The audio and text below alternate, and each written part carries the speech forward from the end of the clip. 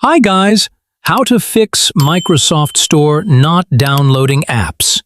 Now, press Windows key plus R on your keyboard.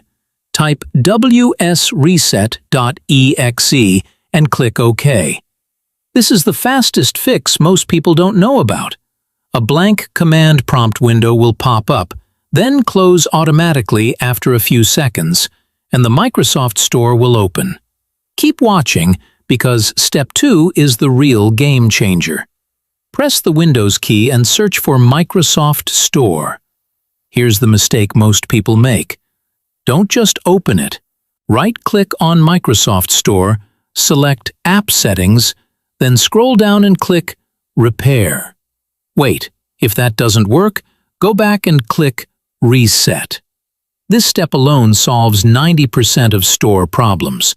Open the Microsoft Store, click on your profile picture in the top right corner, and log out.